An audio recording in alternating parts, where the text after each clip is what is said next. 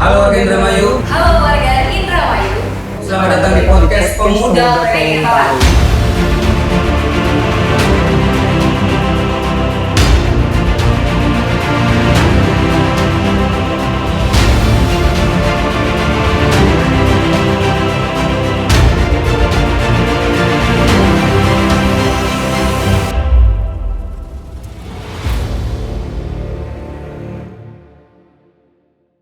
Halo warga Indramayu, selamat datang di podcast Pemuda Pengen Tahu. Di episode kali ini kita kedatangan pasangan dari paslon nomor 2 yaitu Bapak Lucky Hakim. Halo semuanya.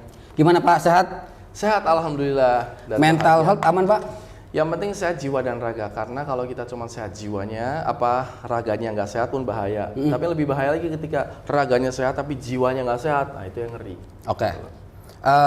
Pak, ini kan podcast tentang anak muda. Ya. Bapak juga pasti pernah muda. Pernah alhamdulillah. Nah, aku tuh pengen tahu dong Pak, sebelum Bapak nyalon jadi bupati dan se-famous sekarang, Bapak kan pernah berkecimpung di industri kreatif dan entertain nggak Pak? Boleh nggak Pak ceritain kenapa dari kecil trigger akhirnya ke sinetron atau ke entertain itu sampai sekarang akhirnya memilih untuk jadi bupati? Singkat. Kisah singkat ya. Boleh Pak. Jadi saya dilahirkan dari keluarga yang sangat tidak mampu di Kedokan Bunder, Kedokan Agung. Lalu zaman dulu itu karena anaknya rengket-rengket tuh, saya kan kecil banyak, orang tua saya nggak mampu, maka saya diadopsi sama keluarga yang lebih mampu di Cilacap. Oke. Orang zaman dulu tuh kalau ngadopsi itu kan langsung ambil aja, langsung diganti namanya, ganti tanggal lahirnya, ganti orang tuanya semuanya, nggak kayak sekarang kan. Jadi saya lahir di Cilacap, orang tuanya namanya ini dan itu, terus nama saya Didi semua. Dan saya baru tahu setelah ibu angkat saya sangat baik membesarkan saya. Sebelum meninggal, ibu saya bilang bahwa kamu tuh sebenarnya bukan anak kandung saya. Wah, saya langsung pengen tahu kan siapa orang tua kandung saya dan lain-lain. Ternyata setelah ibu saya yang waktu itu meninggal juga, saya mencari tahu tuh ternyata keluarga saya itu ada di desa Kedokan Agung. Saya datang ke situ, ketemu dan lain-lain. Dan saya ketemu kakak adik saya dan saya waktu itu di Jakarta.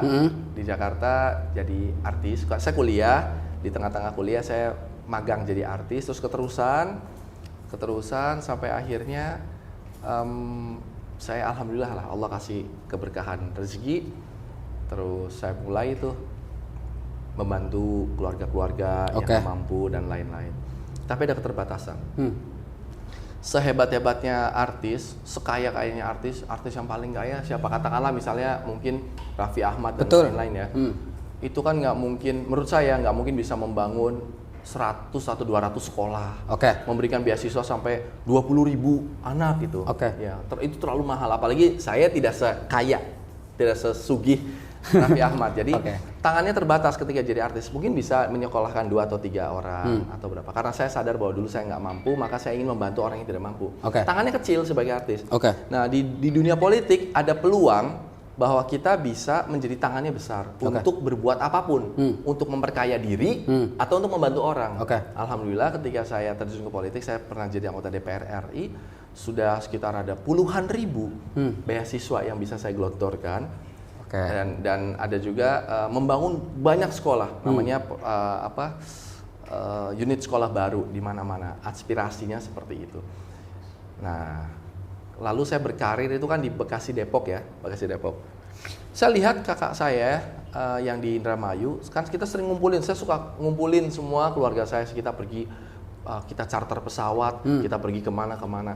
Dan yang paling minder, yang paling nggak sekolah itu dari keluarga kakak saya yang ada di Indramayu, karena yang lainnya kan pada mencar tuh kemana-mana tuh. Siapa? Bahkan ada yang di Tegal, di Kabupaten Tegalnya tuh, di desa, tapi pola pikirnya tuh lebih maju. Tetap mau sekolah, tetap sampai kuliah. Ada yang nggak sekolah tapi minimal SMA. Yang bahkan ada di desa di Brebes, ada di desa yang lain-lain ada. Tapi yang khusus, wabil khusus dari Indramayu, nggak ketemu tuh yang lulus SMA. Ketika saya tanya kenapa kamu nggak mau lulus SMA, kenapa kamu nggak mau sekolah? Kata dia, buat apa sekolah? Loh, kenapa buat apa sekolah? Kenapa? Ya karena ujung-ujungnya katanya mau derep. Loh, sekolah itu bukan buat cari ijazah saja. Ijazah adalah bagian daripada selesainya sekolah, tapi sekolah itu cari ilmu. Buat apa cari ilmu? Toh yang penting bisa bertani. Nah yang perempuan yang penting bisa berangkat ke luar negeri. Akhirnya saya culik satu tuh. Ada satu yang paling kecil, pokoknya kamu harus sekolah. Saya yang beresin. Nanti walaupun nanti kamu mau jadi petani, mau jadi apa, terserah, yang penting kamu saya harus sekolah gitu. Saya haruskan. Saya kasih reward lah. Kalau lulus saya kasih lulus. Nah, akhirnya jadi mau sekolah. Jadi satu tuh yang dari Indramayu, ponakan saya ada satu yang lulus SMA dan saya kuliahkan sampai D3. Inilah yang membuat saya akhirnya saya berkarir di Bekasi, Depok. Karir saya insya Allah cemerlang. Saya waktu itu mau mencalonkan diri jadi wali kota di Depok, tapi saya lihat kampung halaman ibu saya di Indramayu masih berantakan. Dan saya sering tuh ketika ngobrol sama para petinggi ataupun sama siapapun di Jakarta, kalau bicara Indramayu langsung pikirannya bukan mangga Indramayu, tapi punten, perempuan Indramayu. Dan saya merasa tersinggung. Kenapa? Karena ibu saya perempuan Indramayu. Jadi harus dirubah kan? Ya, betul. Nah, kalau dirubah tuh jangan cuma ngomong doang. Akhirnya saya pikir kalau cuma ngomong doang gimana caranya ya? Ya akhirnya saya memindahkan karir politik saya di sini. Pada saat itu saya diajak sama Farhad Abbas. Farhad Abbas ya, yang ngajak saya untuk dikenalkan sama Nina Agustina. Akhirnya kita sepakat untuk kita maju di sana. Anda bawa PDI, saya bawa Nasdem. Untuk Gerindra kita patungan. Jadi kalau ada kata-kata saya dibayar oleh Nina untuk datang ke Indramayu, itu tidak memungkinkan lah. Artinya nggak mungkin lah saya dibayar. Harus ada kwitansi, ada buktinya, atau bahkan bukti transfer atau percakapan dan lain-lain. Walhasil saya pindah karir ke Indramayu dan saya jadi wakil bupati di sini. Karena dinamikanya mungkin teman-teman sudah tahu, tapi saya ulang sedikit bahwa ketika orang Indramayu yang notabene-nya sebagian besar masih tidak mampu dan kerja keras dan masih di bawah garis pendidikan yang layak, mereka membayar begitu mahal untuk seorang wakil bupati yang nganggur. Kalau nggak nganggur bayarannya sih biasa-biasa aja gitu loh, karena kerja keras. Tapi ketika nganggur saya rasa terlalu mahal, karena setahun saya dibayar, kerja saya itu nggak ada. Kalau cuma ngawasin sebenarnya CCTV bisa ngawasin. Sebenarnya kan ngawasin sambil ada kinerjanya, tapi karena saking nganggur 100%, saya pikir udahlah daripada saya ngabisin uang rakyat, saya mundur dan saya kembalikan kok itu. Siap. Nah, akhirnya tibalah saat ini ketika saya mencalonkan diri, saya gali sebenarnya saya tuh pengennya Indramayu seperti apa. Nah, itu saya tuangkan dalam visi misi. Siap. Tuangkan di visi misi itu. Jadi apa buah pemikiran, buah ide-ide gagasan saya gabungkan dengan Pak Saifuddin. Pak Saifuddin juga putra daerah yang menurut saya orang kerja keras juga dia itu. Jam 2 malam masih nemuin orang. Bukan tempat maksiat ya, tapi masih nemuin warga, masih nemuin kadang-kadang kepala desa atau lurah-lurah atau siapapun ngobrol. Saya lihat wah ini nih kerja. Tipe kalian mau kerja keras. Jadi kita diskusi, ngobrol, akhirnya kita maju pilkada. Kita tuangkan Pak Saifuddin apa yang mau dicurahkan. Saya pun ada, dan saya pun tidak cuma saya sama Pak Saifuddin. Bahkan ketika saya ketemu sama Pak Haji Suwarto, saya terus terang tidak terlalu tahu keluh kesahnya nelayan secara teknis. Kalau secara global ya daya beli yang turun, nelayan itu juga mungkin kesulitan solar dan lain-lain ya. Tapi secara teknis saya minta dong, akhirnya Pak Haji Suwarto pun jadi tim pemenangan saya supaya saya dapat masukan.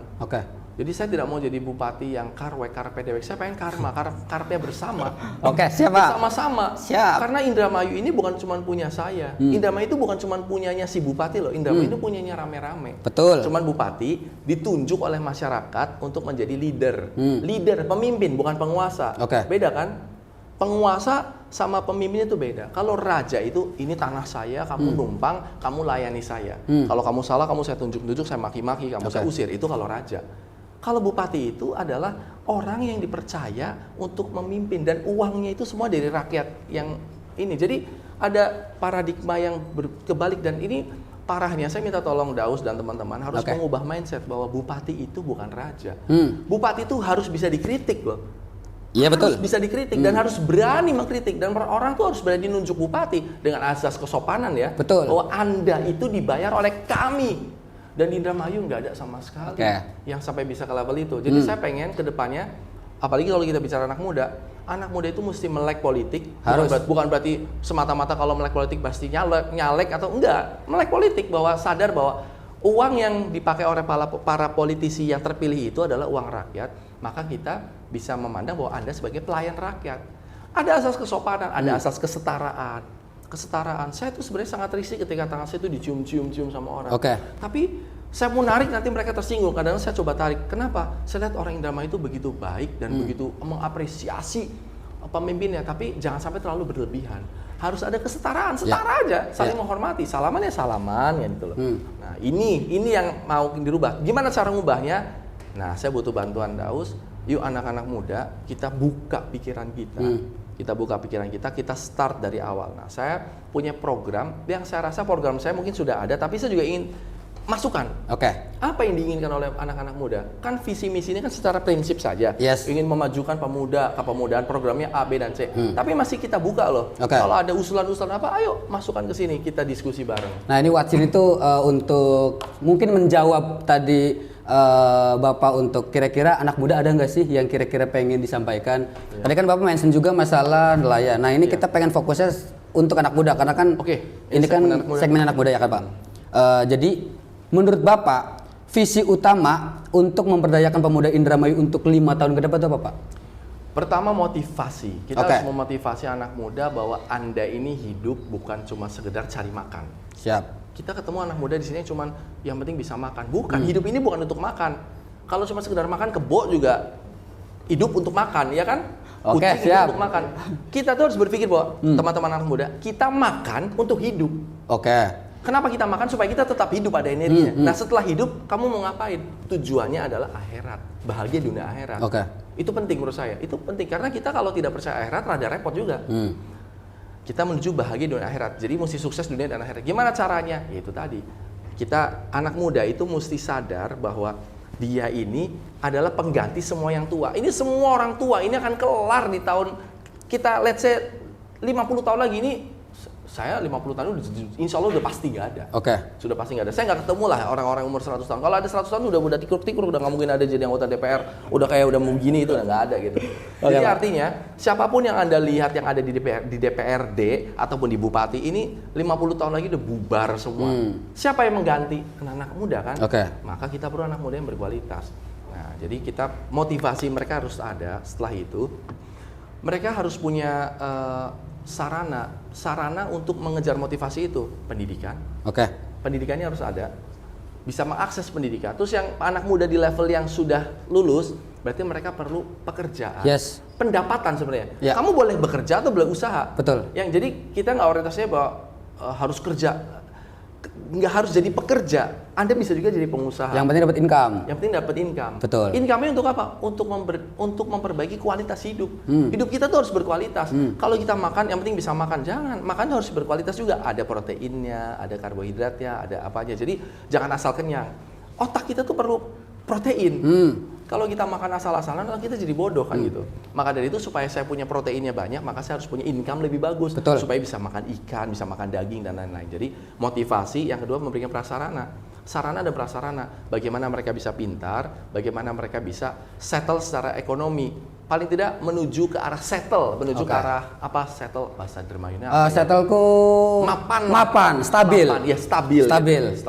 Nah, saat ini kalau dari hasil survei riset yang saya lakukan di Indramayu ini banyak sekali pengangguran dan mereka ingin bekerja.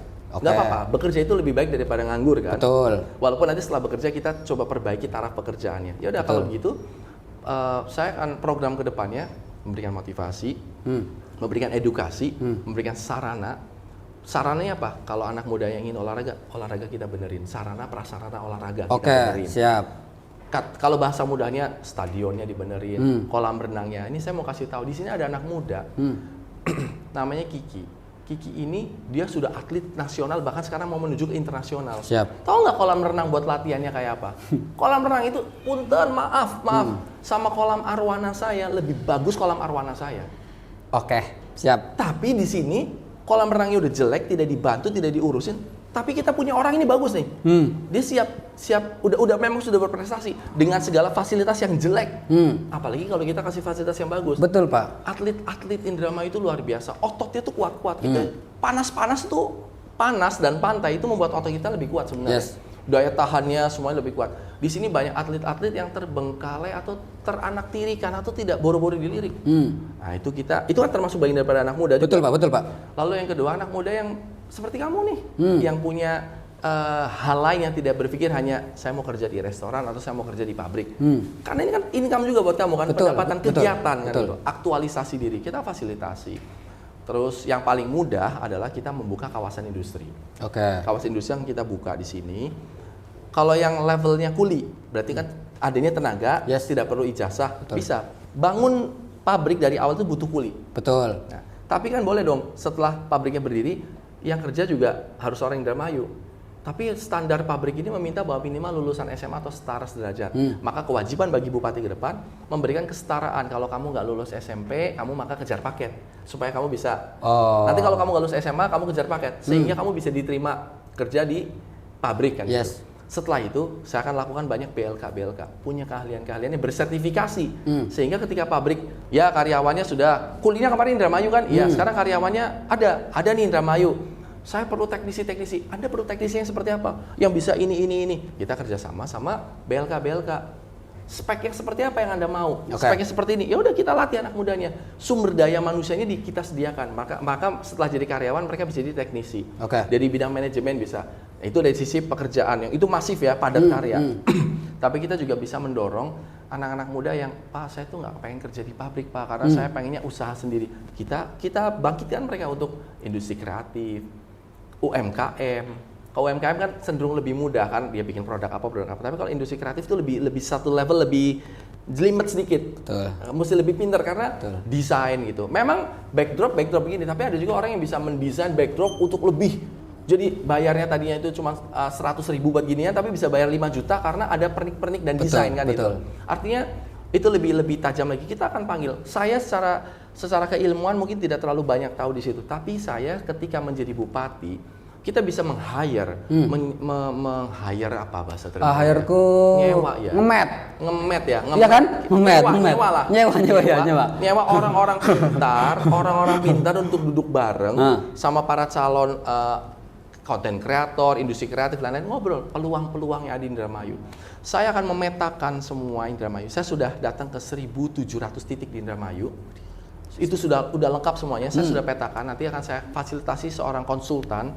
Konsultannya macam-macam, konsultan pertanian, perikanan dan lain-lain. Tapi kita skip dulu yang itu. Kita bicara pemuda. Saya bilang saya tuh punya Indramayu. Saya punya pemuda banyak dan mereka masih banyak yang belum terdidik. Saya pengen Indramayu maju dari sisi kepemudaan. Mereka yang mikir. Mereka akan mikir. Si konsultan ini berarti Pak? Iya, mereka akan mikir. Kalau sekarang saya dipaksa, gimana Pak caranya untuk bisa memajukan pertanian? Saya bukan petani, tapi saya bisa panggil profesor pertanian. Ngerti. Gimana Pak supaya nelayannya maju? Saya nggak pernah jadi nelayan. Dan begitu juga sama pemudanya supaya maju. Zaman saya muda sama zaman sekarang itu udah berbeda sekali. Dulu saya hidup dengan tanpa handphone, sekarang orang bisa kaya raya dari handphone. Tapi orang juga bisa masuk penjara dari handphone, orang bisa kecanduan apapun dari handphone. Nah jadi maksud saya sekarang sudah zaman berubah, nanti kita akan panggil ahli-ahlinya. Sambil kita lihat anak mudanya seperti apa, maunya mereka. Kalau mereka maunya masih yang bawah-bawah, ya kita upgrading. Kamu jangan maunya bawah doang. Hidup ini ke depan loh, ke atas loh. Kita motivasi mereka. Ketika mereka, yaudah Pak, saya mau jadi setinggi bintang di langit. Nah, cara menggapainya ini, konsultannya. Kita, ini nggak apa-apa saya terus ya? Nggak apa-apa. Tapi kalau misalnya nanti aku potong juga nggak apa-apa ya Pak? Silahkan potong. Let's go. Saya pengen Indramayu ini menjadi center of attention. Orang perhatian ke Indramayu. Gimana caranya? Pertama, akan punya bupati yang artis. Ini akan menjadi salah satu respect, menyala Pak Luki. Sekarang kita tanya, ketika saya sebutin namanya misalnya Pak Tato, tahu nggak Pak Tato bupati siapa? Nggak tahu. Kalau Hengki Kurniawan tahu bupati mana? Hengki Kurniawan itu bupati Bandung. Ya. Kenapa Anda tahu? Karena dia artis. Betul. Nah artinya pertama punya bupati artis itu membuat Anda diperhatikan sama orang kabupatennya. Itu satu, itu mode. Memang bukan apa-apa, tapi mendingan. Yang kedua, saya pengen Indramayu ini kan secara geografis ini kan rata, nggak ada gunung dan jurang kan, terus gampang dijangkau. Kalau masalah tol, nanti akan saya usahakan tol dari Kertajati masuk ke Jatibarang. Itu program, itu yang akan saya kejar itu sampai ke Jatibarang. Kalau bisa terus ke Balongan. 5 tahun bisa itu Pak? 5 tahun kalau misalnya Bapak kepilih? Ending dari 2028 itu harus sudah nyampe tuh sampai situ. Siap. Karena kan pembebasannya mahal ya. Terus yang kedua, ketika Indramayu, jadi skip sebentar. Indramayu aksesnya harus mudah. Pertama rata dan gampang, dan ini nggak jauh dari Semarang, nggak jauh dari Bandung, nggak jauh dari Jakarta. Iya kan, di tengah-tengah. Kita punya semuanya lah. Saya pengen Indramayu itu menjadi kayak center of education. Kok bisa? Iya. Di sini banyak sekali orang-orang yang bisa bahasa Korea. Betul. Di Indonesia ini Orang paling banyak bisa bahasa Korea di kampung-kampung itu hanya ada di Indramayu. Ayo kita data. Oke. Di Indramayu itu banyak orang yang bisa bahasa Korea. Kenapa? Karena pernah jadi TKI di Korea. Di Indramayu ini orang paling banyak bisa bahasa Jepang. Dibandingin sama kabupaten di Cilacap ataupun di Kebumen atau apa. Ini kan jangan Anda biarkan dong, Bos. Orang-orang yang bisa bahasa Korea itu kita kumpulkan, kita fasilitasi mereka bikin BLK. Di satu desa dulu nih, satu bikin BLK, bikin kafe. Kan ada permodalan bantuan bikin kafe, bikin apapun ngumpul tuh di situ. Mereka wajib berbahasa Korea. Jadi ada kursus-kursus bahasa Korea. Setelah itu mereka berbahasa Korea. Nanti kita bikin, kita desain desanya itu seperti desa kayak Korean look supaya Instagramable. Sehingga orang-orang Jakarta, orang-orang Bandung yang pengen bahasa Korea belajar kursus di sini. Kita kasih tempat penginapan kos-kosan yang bagus-bagus. Setelah itu, mereka sehariannya bisa belajar bahasa Korea tuh. Berarti kayak bahasa Inggris gitu? Iya, itu kan di ujung sana kan? Betul. Di ujung sana. Ini nggak di ujung, Bos. Ini di Indramayu, ini deket sama Cirebon, deket sama Bandung, deket sama Jakarta, deket sama Semarang. Kita punya keunggulan geografis. Iya kan? Oke, siap. Terus yang kedua, di sini juga bisa bahasa Jepang. Jadi bisa kampung Korea, kampung Jepang bersebelahan. Oke. Iya kan, kalau ada kampung Arab, nah saya cuma belum punya datanya yang dari bahasa Arab banyak apa tidak nih. Siap. Tapi kalau bahasa Arab cenderung lebih mudah diakses di mana-mana karena kan kita belajar ngaji cenderung dekat sama bahasa Arab. Tapi kalau bahasa Korea itu belajarnya susah. Ada kursus-kursus Korea, tapi setelah pulang dia diem aja. Paling dia cuma bisa main internet sama orang Korea. Tapi ketika di sini kan dia kursus dari pagi tuh sampai sore, keluar ngobrolnya ke kafe bahasa Korea, terus banyak tulisan-tulisan Korea, menu-menu Korea. Terus nanti akan kita tanamin pohon namanya gabusa atau apa, gayaza atau apa tuh yang seolah-olah kayak sakura ini kalau musim panas begini nih, ini kan lagi berbunga tuh warnanya bisa kuning, semua tuh pink semua. Nanti kita desain yang bagus, kita bikin jalanan kampung ini kuning semua apa semua. Nanti ketika momen pas lagi berbunga itu, kita datang ke Korea, miniatur Korea. Ini bukan satu hal yang kayak mimpi besar, enggak. Ini kita nggak ngebangun big deal, enggak. Ini cuma mengkoordinasikan saja antara sumber dayanya udah ada loh. Orang yang bisa bahasa Korea di Indramayu itu banyak sekali. Kita tinggal kumpulin, kumpulin. Terus permodalannya kan kita membangun desa kan banyak tuh, dana-dana membangun desa. Kita benerin jalanan, kita bagusin, kita bikin indah tempatnya. Ini sangat mungkin ini dilakukan. Lokasinya kemungkinan di mana itu, Pak? Kalaupun akhirnya terrealisasi. Nah, ini saya akan coba cari tempat yang paling banyak pertama paling mudah untuk tempat kursusnya.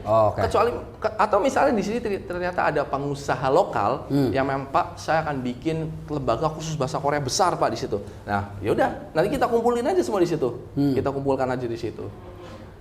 Terus itu hanya salah satu contoh. Kalau yang lain-lainnya silakan coba. Dari tadi saya ngomong saya terus boleh ya. Kira-kira Pak, bagaimana program kepemudaan Bapak dapat menciptakan peluang ekonomi dan sosial untuk anak muda? Khususnya di bidang kreatifnya kayak konten kreator tuh aku resah karena aku tuh tidak punya partner untuk diskusi. Iya. Aku tuh berhayal gimana kalau Indramayu itu punya kreatif hub, Pak. Iya. Maksudnya punya tempat yang dimana ketika punya videographer, editor, konten kreator atau apapun itu yang berkutat di bidang seni, itu tuh ngumpulnya di situ. Iya. Dikasih fasilitas gitu, Pak. Iya. Jadi kita tuh ngerasa pemerintah tuh hadir nih untuk kasih wadah. Apalagi temanku tuh ada tuh yang lomba beatbox tuh, Pak. Iya. Jadi mewakili Indramayu bahkan Indonesia di internasional. Tapi waktu itu memang pemerintahnya tuh belum turun tangan. Nah, kalau Bapak yang mimpin nih, siapa tahu bisa akses jalan nih kayak aku ke konten kreator, siapa tahu bisa tembus nasional atau teman-temanku yang tadi gitu. Bapak kemungkinan bakal punya wadah yang kayak gitu nggak, Pak? Wajib punya dan insya Allah punya, karena sebenarnya banyak sekali bantuan-bantuan dari pusat dan provinsi semacam kayak rumah kreatif, rumah industri kreatif. Jadi kita cuma Pemda itu hanya menyediakan lahan, nanti dibangun oleh provinsi. Program-program provinsi ataupun pusat. Waktu yang lalu itu ada program provinsi. Jadi akan kita bangun gedung, desainnya memang kreatif. Jadi jangan desain ala-ala cuman pengen ngejar proyek aja. Yang penting bangunan seonggok terus nanti dikorupsi sana sini terus nanti cepat rusak habis itu mau bazir. Itu kan banyak banget tuh. Dayung kan gitu loh. Kita bangun yang bener lah. Spesifik sekali Pak, dayung. Oke, lanjut. Itu kan ratusan miliar di sana mau bazir. Kita bikin yang bener. Setelah itu pemerintah itu jangan jadi operatornya. Pemerintah itu sekedar fasilitator. Operatornya adalah anak-anak muda seperti kamu dan teman-temannya. Silakan ini gedung dikelola kita akan mengawasi, kita akan bayar listrik sama bayar apanya. Kalian untuk memanage itu biar berkreasi. Betul. Tapi kalau misalnya dikelola oleh Pemda, wah ini jelas 4-4 gue lipat. Pasti akan di 4-4 gue lipat gitu. Akhirnya akan menjadi hal semu dan cuman basa-basi doang. Nanti kalau ada awal-awalnya jangan, tapi kesannya nggak jalan. Tapi biarin anak-anak muda di sini. Nanti kalau kira-kira kita pantau selama 6 bulan kok kamu nggak jalan, kita reverse atau kita reformasi. Oke. Kita bisa kerjasama sama kayak misalnya nih kayak KNPI. KNPI itu kan kesannya politis sekali, tapi Betul. itu kan tempatnya anak muda ngumpul. Di situ kan anak muda yang punya ide-ide sebenarnya memang dalam wadah suatu politik tertentu. Tapi bagi saya KNPI itu kita bisa ajak. Terus organisasi kemahasiswaan yang lain. Terus organisasi politik muda. Atau LSM atau orang-orang yang muda gitu loh. Nggak apa-apa kita kumpul. Tapi itu bisa di tempat yang lain. Tapi kalau untuk yang rumah kreatif saya rasa bisa kita bikin orang itu untuk menumpahkan idenya, menyampaikan ide dan gagasannya. Paling nanti kita mesti bikin persatuannya tuh, pemuda kreatif atau apa nanti bisa dibikin tuh. Karena kan kalau dikelola kan mereka harus jangan rebutan, supaya mereka tuh membuat satu wadah. Nanti ada organisasi di dalamnya silahkan diatur. Supaya itu tadi kita bikin rame setiap minggu itu selalu ada kegiatan. Sehari-harinya ada kegiatan rehearsal ataupun latihan, tapi performnya setiap malam Sabtu dan malam Minggu. Iya, karena di Jogja, kan aku kan kuliah di Jogja. Di Jogja kan ada Taman Budaya. Iya. Yang mana setiap hari, setiap minggu, setiap bulan tuh selalu ada acara. Iya. Jadi kan anak-anak muda yang terpanggil untuk aku pengen lihat pertunjukan nih ke Taman Budaya. Nah, Indramayu kan belum ada tuh Pak yang kayak gitu tuh. Iya. Kalau misalnya Bapak bisa merealisasikan, aku tunggu janjinya sih Pak. Oke. Itu bukan janji, tapi itu memang akan saya lakukan. Siap. Karena kita butuh itu. Memang butuh, sangat butuh Pak. Kita butuh itu. Kita pengen punya satu stage panggung yang mumpuni dan proper gitu ya. Terus nanti kita nanya, ini pengelola sanggup nggak setiap hari ada bunyi-bunyian di sini? Pengen bunyi-bunyian apa? Mungkin sesimpel-simpelnya akustik aja. Sesimpelnya akustik. Nanti ada juga mau apa ala-ala pantomim ataupun mau apa gitu. Siap. Nanti memang rada harus dipisahkan antara yang seni tradisional banget. Misalnya kayak saya tuh pengennya sih punya ini 2 atau 3 supaya nanti yang untuk urusan keagamaan tuh kita bedakan. Oh, ngerti. Jadi kayak semacam tempat yang memang buat mungkin maulid, mau tablik gitu. Karena kalau misalnya nanti di tempat yang sama, desainnya kan tidak cocok. Sepakat. Desainnya kan nggak cocok kan itu. Terus kalau misalnya kayak untuk panggung wayang, panggung sandiwara, itu nggak akan cocok dengan panggung ini. Kan itu kan tradisional. Kalau ini kan yang lebih ke arah open mind. Gitu. Tapi kira-kira dari semua yang tadi Bapak sampaikan, kira-kira apa prioritas Bapak dalam meningkatkan kesejahteraan pemuda di sektor pendidikan, kewirausahaan, sama pariwisata? Prioritasnya yang mana Pak? Kalau di sisi pemuda ya, saya takutnya salah ngomong nih. Jadi gini, pertama saya itu akan benahi secara ekonomi itu petani sama nelayan. Ini nggak bisa kita pungkiri. Petani nelayan kan juga ada yang muda. Petani muda kan ada, petani milenial, nelayan milenial. Karena itu core-nya Indramayu. Kamu ini adalah minoritas loh di sini. Iya kan? Sepakat. Industri seperti ini minoritas. Minoritas sekali Pak. Ya, jadi wajar kalau bukan saya kesampingkan, tapi porsinya saya kecilkan. Porsi besar itu untuk petani sama nelayan. Karena ketika petani sama nelayannya punya uang, itu nanti urusannya lain ya. Yang penting gimana caranya petani sama nelayan makmur. Itu kan menghabiskan banyak energi dan anggaran. Ketika mereka makmur, ketika mereka punya uang, mereka akan mengkonsumsi, mereka akan meng-hire, mereka akan nyewa kamu atau apa.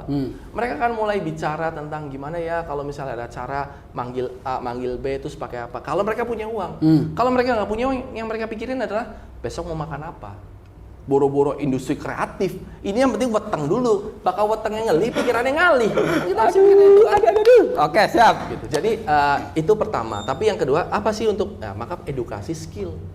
Edukasi skillnya. Kalau pariwisata, saya ini punya mimpi besar yang insya Allah akan mudah terlaksana kalau kerjasama bareng. Saya pengen di kawasan Dayung itu kan ada kayak danaunya tuh. Terintegrasi nyambung ke Karangsong sampai ke sana tuh, sampai ke hutan bakau. Saya pengen itu di situ menjadi sentra ekonomi pariwisata. Ekonomi dari pariwisata. Di situ akan kita hidupkan kembali itu objek-objek wisatanya, kita revitalisasi, kita renovasi, kita upgrading. Terus danau itu harus menjadi tempat yang view apa ya? Jadi orang tuh melihat ke situ. Melihat ke situ terintegrasi, kita bisa kerjasama sama BBBS, kita bisa kerjasama sama pihak swasta lainnya. Saya punya hubungan yang sangat baik sama Trans Group ya. Itu bisa bikin semacam Transpark, Trans apapun lah. Marketnya dari Indramayu sendiri 2 juta orang itu udah lumayan, apalagi dari Cirebon, terus dari Majalengka, dari mana tuh bisa datang ke sini. Ketika mereka datang ke sini, maka itu akan hidup tuh di situ tuh. Sepanjang danau sampai nyambung ke laut itu akan kita buat bahwa itu kawasan wisata yang baik di situ. Nah, di situ bisa ada tuh salah satu mungkin tempat tadi anak-anak muda ngumpul bisa di salah satu di situ. Jadi kalau kita pernah jalan-jalan ke luar negeri kan ada satu mall besar, terus di samping mallnya banyak anak muda nongkrong dengan segala kreativitasnya kayak lapangan, tapi lapangannya tuh dibikin dia nggak becek gitu. Terus juga ada tempat-tempat teduh. Jadi di situ banyak orang ngumpul tuh. Kalau di Thailand itu ada Siam Square, mungkin kalau misalnya di Jepang di Harajuku lah atau apa. Jadi turis-turis itu pada datang untuk lihat orang. Lihat orang anak muda Indramayu itu kayak apa sih? Semacam itu. Sebenarnya tuh peluangnya tuh udah ada Pak. Hampir semua teman-temanku tuh sepakat bahwa Indramayu itu pengen ke Pulau Biawak. Iya. Kan Bapak juga pasti pernah dengar kan Pulau Biawak. Cuman aksesnya itu tuh Pak untuk menuju ke situnya. Jadi orang tuh takut untuk menuju ke Pulau Biawaknya itu bakal banyak. Ya berarti kalau terjadi sesuatu tuh kita nggak tahu mau bertolong sama siapa gitu Pak. Karena kan katanya sih aku pernah riset juga untuk nyampe Pulau Biawak tuh hanya ada 2 opsi kendaraan. Jadi ada yang 2 jam, ada yang 4 jam. Itu pun perahunya belum proper. Nah, gimana tuh Pak kalau spesifik ke Pulau Biawak? Bisa. Jadi kita integrasikan ya. Let's go. Misalnya kalau yang dayung dan lainnya tuh itu tempat terpisah. Tapi kita bisa masuk lagi ke daerah Tiris kalau nggak salah. Pantai Tiris apa ya? Pantai Tiris atau Paris gitu. Pantai Tiris itu yang paling dekat sama sana tuh. Jadi lebih dekat, kita bisa bikin penyeberangan di situ. Nah, tempat penyeberangannya itu kita bikin bagus. Kita bikin kayak taman-taman budaya juga. Akses jalannya kita bagusin. Nah, kita kalau sudah punya tempat bagus seperti ini, maka kita bisa kerjasama sama swasta. Swasta kan tinggal kalau kamu punya kapal cepatnya, ini kita akan sediakan crowd-nya. Kalau sekarang saya nelponin orang yang punya duit untuk beli kapal tuh, misalnya 1 miliar beli kapal, 2 atau 3 miliar, dia pikir yang nyebrang cuma 3 orang kan nggak memungkinkan kan? Betul. Nah, pertama kita akan lihat regulasinya dulu. Itu sebenarnya Pulau Biawak itu punyanya siapa? Itu kan masih debatable nih. Betul, sepakat. Provinsi punyanya Indramayu. Kalau misalnya punya provinsi, boleh nggak kita memohon kepada mereka? Boleh nggak? Nanti kita garap, kita yang beresin. Nanti retribusinya bisa masuklah ke sana. Loh kok gitu? Nggak apa-apa. Soalnya kan sebelumnya berangkat Pulau Biawak kan pasti singgah dulu di Indramayu. Nah, kita akan dapat uang banyak tuh dari Indramayu tuh, dari turis-turis lokal maupun turis asing lah dari situ. Nah, nanti saya sih pengen ya kalau ternyata Pulau Biawak itu memang punya Indramayu, saya pengen menjaga Pulau Biawak tetap virgin gitu, tetap Pulau Biawak. Jadi memang jangan kita bangun cottage lah. Itu nanti PR baru lagi. Jadi kita bikin di sana tuh tempat yang memang untuk ke sana glamping ya istilahnya ya. Jadi bikin yang tidak permanen. Jadi memang wisatanya seperti itu kalau mau diving atau apa gitu dan melihat suasana yang memang masih nature banget, masih alam banget kan itu. Jangan nanti kita bikin malahan jadi kayak villa-villa dan ujung-ujungnya menjadi tempat mesum kan itu. Itu mesti kita antisipasi juga. Jadi penyeberangannya bisa di situ sekaligus tempat penyeberangannya plus kita bikin tempat-tempat hiburan di sini. Kita harus sadari bahwa harus kita akui juga Indramayu ini tidak indah secara alam. Pantai kita tuh hitam loh, kotor. Terus kita tuh tidak ada tempat-tempat yang bukit-bukit, nggak ada, kita rata sawah semua. Jadi tidak ada tempat yang indah secara alami. Ada mungkin 1-2 lah, mungkin di ujung sana di Cikawung atau apa kan itu. Jadi harus bikin pariwisata yang man-made, yang dibuat oleh manusia. Untuk membuat itu kan berarti ada ada SDM yang cukup berkualitas kan Indramayu Pak? Aku pengen nanya, ini sisi pendidikannya Pak. Kan kita sepakat bahwa pendidikan adalah kunci. Kita bisa kemana-mana juga gara-gara pendidikan. Nah, kira-kira apa rencana Bapak untuk meningkatkan kualitas pendidikan di Indramayu, khususnya generasi muda di daerah? Kalau di kota kan sudah banyak tuh orang-orang yang bersekolah, berkuliah, tapi kalau daerah kan terbatas. Gimana tuh Pak pandangan yang tadi? Sediakan dulu sekolahnya. Sekolahnya disediakan. Kayak misalnya sekarang di Karangampel. Di Karangampel saya sangat kaget dan terkejut. Ternyata di Karangampel tuh nggak ada SMK dan SMA negeri. Di Karangampel tuh nggak ada. Itu aneh banget kan? Kita buat, apalagi di tempat-tempat lain. Jadi kita mesti punya sekolah-sekolahnya. Kalau itu kita memberikan stimulan kepada swasta untuk membuka sekolah di situ. Itu sekolah. Sekolah itu tempat paling tepat untuk belajar. Tapi kita kalau nggak sekolah pun masih bisa belajar kalau mau. Caranya? Gunakan smartphone, telepon pintar ini. Smartphone ada telepon pintar. Kita bisa pintar kalau kita memang mau belajar dari sini. Tapi kalau memang kita punya kesempatan bersekolah lebih bagus. Kita sekolah karena ada gurunya dan lain-lain. Terus anggaran pendidikan itu kan memang besar. Kita prioritaskan untuk memang untuk membiayai teman-teman untuk bersekolah secara gratis atau sekolah dengan berbiaya murah tapi berkualitas. Jadi jangan cuma bicara gratis-gratis saja. Kalau misalnya gratis kan kesannya orang asal-asalan, tapi maksud saya gini, yang kita kejar adalah yang kualitasnya ada. Kamu pulang sekolah atau lulus sekolah, kamu tahu kamu tuh nambah pinter. Gitu. Jangan setelah lulus yang dikejar cuma ijazah. Ijazah itu kan cuma sekedar kertas legalitas yang menurut saya itu hanya untuk persyaratan. Tapi begitu kamu masuk ke dunia usaha, otakmu akan dipakai sendiri, nggak pakai ijazah lagi kan gitu. Nah, jadi saya pengen anak-anak Indramayu itu punya background pendidikan yang berkualitas. Dan juga sekarang ini kan udah era era digital, udah canggih lah. Jadi kehadiran fisik itu tidak mesti harus. Saya pengen kerjasama sama beberapa trainer semacam kayak seminar-seminar yang nanti kita undang teman-teman untuk jadi sekolah sama orang pintar di luar negeri atau apa, tapi kita lewat Zoom meeting dan lain-lain. Jadi kita manfaatkan teknologi itu untuk menghemat kehadiran fisik. Siap. Nah berarti kan tadi kan Bapak ngomong kan masalah digitalisasi kan dan teknologi. Bagaimana Bapak memastikan pemuda siap menghadapi tantangan itu, Pak? Pertama kita kasih aksesnya. Saya pengen tuh di kampung kamu tuh akses internet itu mudah. Terus yang kedua ada pendampingan. Sebenarnya internet itu kan ibarat pisau bermata ganda, bisa membuat kita jadi makin bodoh sebenarnya atau bisa juga makin pintar. Artinya kita ada bukan pelatihan ya, tapi motivator. Menurut saya itu motivasi itu penting sekali. Sepakat, Pak. Untuk berubah mindset, Pak. Kita harus motivasi mereka bahwa hello, di luar sana itu orang udah bukan cuma terbang ke bulan loh, udah lagi Voyager itu udah nyampe lewatin matahari gitu. Sementara di sini kita masih joget-jogetan sambil mabok-mabokan gitu loh. Ya itu kenakalan remaja lah, yang mangga silahkan, tapi kalau bisa kurangi. Tapi di luar sana itu udah ada orang yang udah bikin robot nanoteknologi gitu. Yuk, kita bisa kan sama-sama tulang dan daging seperti kita juga. Jadi kamu tuh bisa minimal bisa ngikutin. Nah, makanya perlu motivator supaya mereka termotivasi. Kita tidak bisa jalan kalau kita nggak ada motivasinya. Kalau sekarang saya nggak mungkin pindah ke meja itu kalau tidak ada tujuannya. Tujuannya apa? Karena saya mau kentut malu sama kamu, maka saya harus ke sana dulu. Itu ada motivasinya. Atau karena saya mau minum, maka harus ada, untuk menggerakkan itu harus ada motivasinya. Nah, anak muda Indramayu perlu dimotivasi, digali. Kamu tuh maunya apa, Nang? Aku pengen apa, Nang? Bakal pengennya jadi dalang Depok, boleh. Dalang Depok yang profesional. Bakal pengen jadi konten kreator yang profesional. Nih belajarnya sama yang ini. Kalau jadi dalang Depok yang ini ke sini. Nanti kita kasih tahu prospek-prospek bisnis ke depan seperti apa.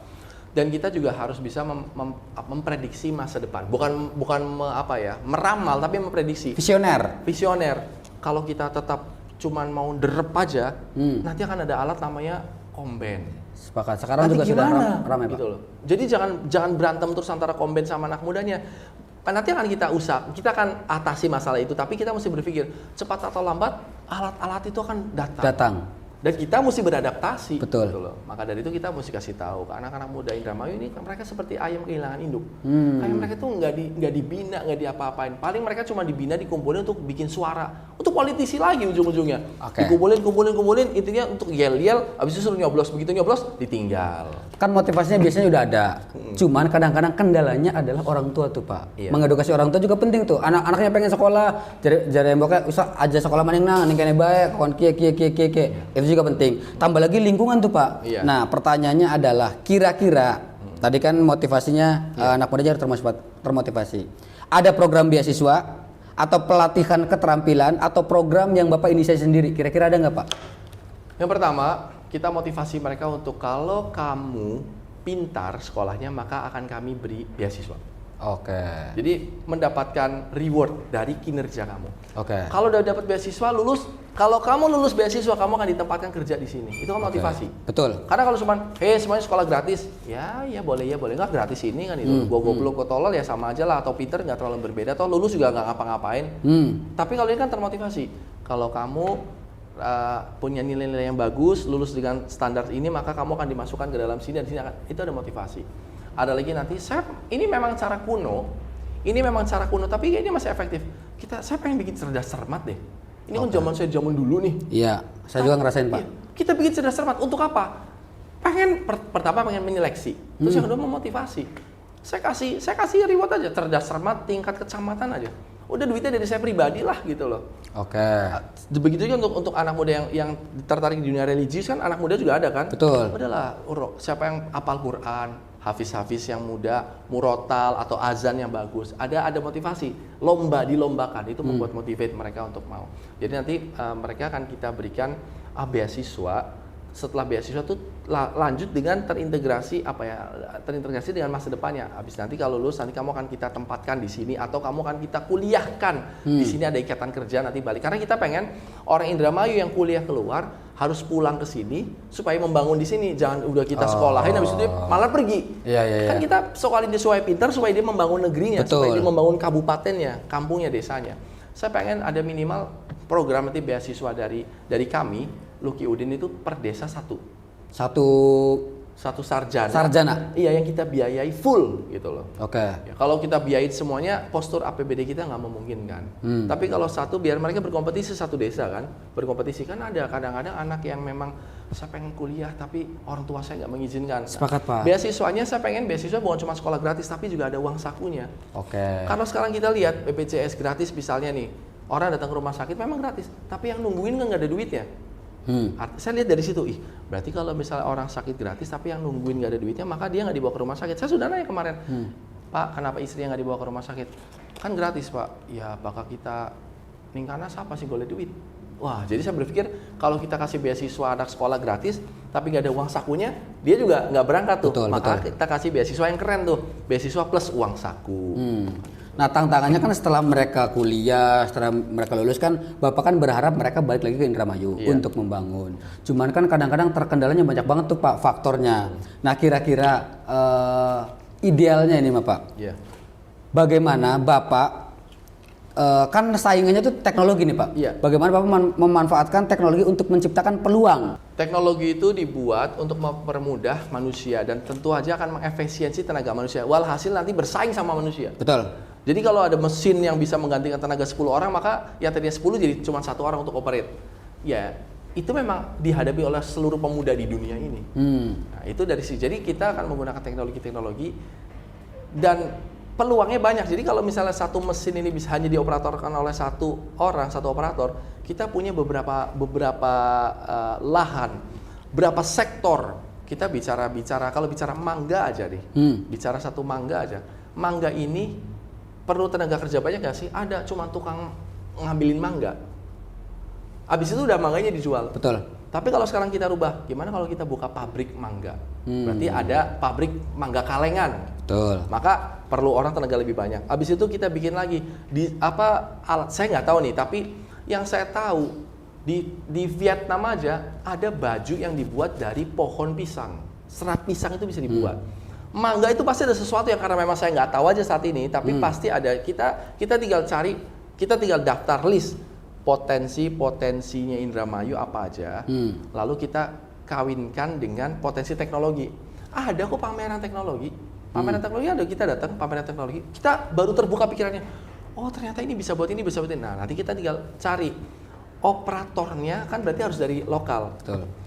Loh Pak, berarti kalau misalnya mesin itu masuk ke sini, berarti akan bersaing sama manusia. Ini nggak seperti mesin komben, bukan. Tapi memakai sesuatu yang nggak dipakai sebelumnya. Sekarang saya tanya nih, batangnya padi yang setelah itu, apa namanya bahasa Indramayu? Damen ya? Dami. Ada Indramayu dami. Diapain sekarang? Dibakar doang. Udah selesai kan? Wis. Nah, sekarang daripada kita rebutan antara komben sama orang yang derep, kenapa kita tidak manfaatkan dami ini menjadi satu produk? Dan itu nggak usah pintar mikir, googling aja nih pemanfaatan dami di tempat lain. Dan di Kebumen itu dami itu jadi pakan sapi Pak? Iya, ada. Jadi bisa jadi pengusaha pengirim barang ini ke sana, Kebumen. Atau bisa juga kita kerjasama sama sentra sapi. Wahai para pengusaha sapi, bukalah di Indramayu. Di Indramayu itu banyak daminya, terus yang lahan masih luas, bisa tanam rumput gajah dan lain-lain. Nanti setelah sapinya datang, anak-anak muda yang tadinya pada nganggur dengan teknologi tertentu bisa bikin pakan sapi. Ada lagi dami itu bisa dibikin jadi furniture atau apa tuh yang kulitnya padi tuh, kulitnya padi. Iya. Itu diapain kalau selama ini? Dibakar lagi. Iya, dibakar maning. Padahal itu bisa dikukus maning Pak. Mau dibikin apa itu? Ya kukus tuh asap Pak. Iya, iya. Padahal itu bisa jadi furniture. Oke. Batang pisang di sini kan dibuang, nyumbat-nyumbat di sungai, itu bisa jadi sesuatu. Makanya nanti kita datang sama-sama anak-anak muda yang mungkin daus dan lain-lain. Kita datang ke pameran teknologi, kita lihat, wih, alat ini ternyata bisa mengubah eceng gondok jadi apa? Eceng gondok kan banyak banget di sini kan? Iya, kayak sekarang saya nggak tahu, tapi nanti akan tahu. Nah, teknologi itulah yang akan digunakan untuk berguna untuk para anak muda yang pada nganggur. Itu kan mereka inovasi-inovasi kan Pak, betul kan? Berarti apakah Bapak memiliki rencana untuk mendorong inovasi dan kreativitas untuk anak muda dalam komunitas atau forum pemuda? Nah, forum yang saat ini yang paling sekarang ini kan banyak anak muda yang mungkin nggak datang secara fisik tapi datang secara virtual. Yes. Ya udah, jadi kita bikin aja. Kita bisa bikin bahwa forum-forum itu dalam forum-forum internet, forum-forum digital atau apapun namanya, bahwa kita ada peluang nih. Kan kita pertama harus punya list dulu nih. Kita punya list dulu. Ini teknologi-teknologi yang bisa kita manfaatkan di Indramayu. Kalian mau menjadi bagian daripada ini atau tidak? Itu bisa kita bisa lakukan itu. Jadi artinya kita akan menggunakan teknologi ini bersama para komunitas-komunitas anak-anak muda untuk bisa memanfaatkan teknologi tersebut untuk kepentingan kita bersama. Menurut Bapak, seberapa penting peran pemuda dalam pemerintahan daerah dan bagaimana melibatkan mereka, Pak? Pertama, mereka harus tahu basicnya dulu. Saya lihat banyak di sini anak-anak yang ikut politik. Ikut politik, tapi kalau kita panggil sini, kamu tahu nggak sih sebenarnya berapa APBD kita? Orang ngerti. Nggak tahu. Ya. APBD itu lahirnya dari mana? Nggak tahu juga. Betul. Terus dewan itu bayarnya berapa? Nggak tahu juga. Betul. Nah, pertama kita mesti kasih tahu dulu sebelum mereka terjun, kita pengen kasih tahu dulu bahwa sebenarnya kita ini, pemerintah ini bisa jalan karena ada uang rakyat yang membayar ke kita. Loh Pak, kita cuma bayarnya PBB sama motor doang. Enggak. Ada yang namanya PPN yang kamu tahu itu, yang kamu nggak tahu. PPN itu sebenarnya banyak sekali yang kamu bayar dan lain-lain lah. Nah, uang itu dikumpulkan menjadi ke kas daerah sini, kas provinsi sama kas pusat kan itu. Basic itu kita kasih tahu sehingga dia tahu ketika dia melangkah dia itu untuk apa. Ketika dia memenangkan seseorang, dia harus tahu ini orang ini memenangkan karena memang dia kasih kaos dan kasih uang, atau memang dia memang ingin orang ini menang. Kalau cuma pengen kasih kaos sama ngasih uang, berarti abis itu dia bisa menunjuk apa, dia bisa jadi tim suksesnya siapapun selama ngasih kaos, kasih uang. Kalau uangnya lebih gede dia akan pindah. Kalau kaos lebih bagus akan pindah. Tapi ketika dia tahu bahwa orang ini layak kita menangkan. Kenapa kamu tahu orang ini layak kita menangkan? Apa karena dia bertutur kata baik atau karena dia cakep atau cantik? Anak muda harus tahu alasan mendorong seseorang itu untuk apa. Kayak saya selalu bilang sama teman-teman pendukung saya bahwa saya tuh sering khawatir punten ya kalau saya ngomong kita akan pilih Pak Luki karena Pak Luki ganteng. Itu sebenarnya satu kata-kata yang mengerikan buat saya. Kalau memilih saya karena saya ganteng, itu ngeri. Berarti saya harus selalu ganteng dan itu tidak mungkin. Nggak mungkin kita selalu kita akan tua. Gitu loh. Terus yang kedua, setelah saya nggak ganteng lagi, atau nanti ketika ada yang lebih ganteng gimana? Ya betul. Nah, tapi saya ingin ketika orang mendukung saya itu karena saya yakin Pak Bapak akan berbuat baik untuk Indramayu. Kenapa Anda yakin seperti itu? Karena itu tadi dia punya penjabaran. Nah, saya pengen anak-anak muda itu menjadi pemilih yang rasional. Pemilih rasional. Kenapa memilih dia? Harus bisa membaca karakter. Nanti saya pengen memberikan edukasi kepada pemuda untuk tipe personality. Ada 4 personality secara umum manusia itu. Ada melankolis, pragmatis, koleris, dan sanguinis. Kita mesti lihat pemimpin-pemimpin kita tuh wataknya seperti apa. Secara umum ya. Gitu. Orang-orang seperti ini akan seperti ini, orang seperti itu akan seperti itu. Jadi ketika dia akan mendukung seseorang, dia harus tahu kenapa mendukung, karena apa. Nah, itu pertama. Motivasi itu yang kedua, kembali lagi motivasi kan. Yang kedua adalah mereka itu mau nggak mau akan menjadi generasi pengganti.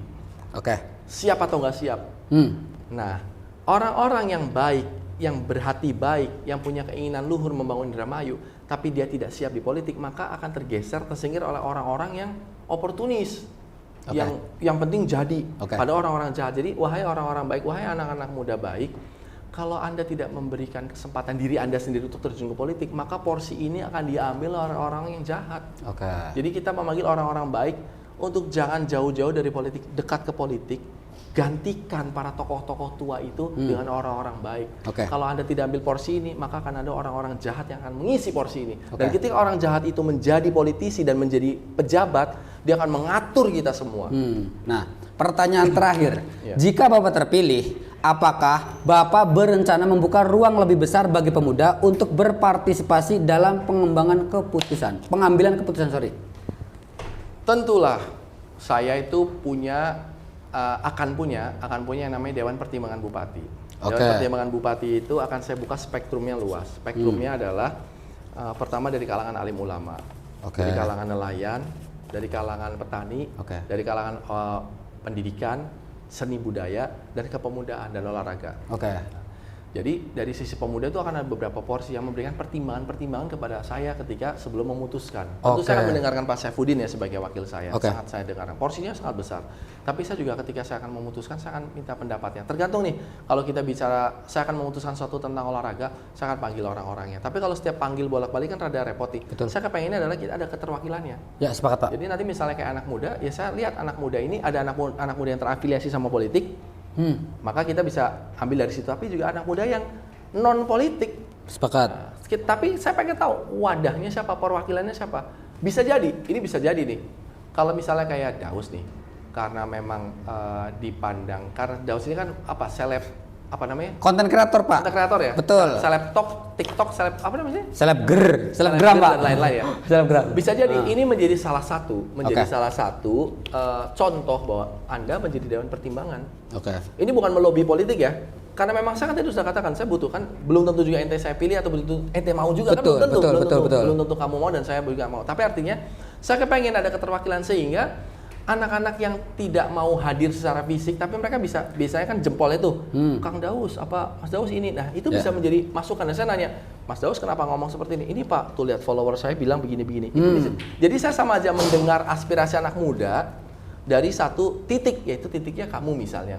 Nanti kita bisa cari solusi yang lebih tepat. Tapi maksud saya, ini terlintas di pikiran saya, seorang konten kreator yang punya follower banyak, itu bisa menjadi salah satu dewan pertimbangan saya. Kenapa? Karena itu adalah manifestasi perwakilan representasi dari anak-anak muda yang tidak hadir secara politik, tidak hadir secara fisik. Kan mereka itu ada di ujung-ujung rumah yang cuma duduk sambil mencet-mencet ini kan. Gitu. Kalau perwakilan anak muda yang melek politik, kita ambil dari KNPI lah muda. Nah, saya rasa seperti itu. Supaya itu memberikan ruang bagi mereka untuk bisa menyampaikan aspirasinya tanpa harus berbasis kehadiran. Karena banyak banget orang cerdas, orang yang punya ide-ide brilian, tapi secara fisik dia malas datang. Gitu.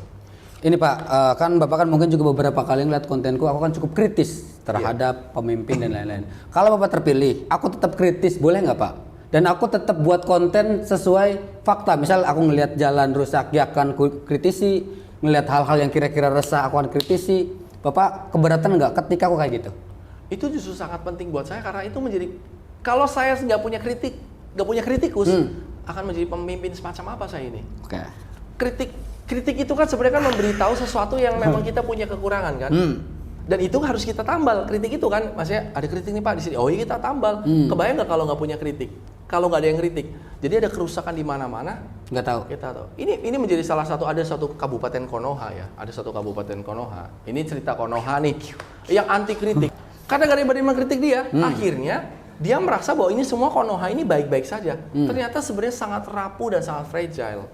Sehingga ketika pada saat si orang zolim ini harus berhadapan dengan pemilihan berikutnya di Konoha itu, gampang sekali menjadi musuh masyarakat. Karena apa? Selama ini dia tidak pernah mau menerima kritik dan banyak kerusakan di bawahnya, sehingga ketika ada kritisi bahwa ini belum dapat loh, ini rusak loh, itu ternyata tidak bisa ditambal sama dia. Karena apa? Terlalu banyak yang rusak.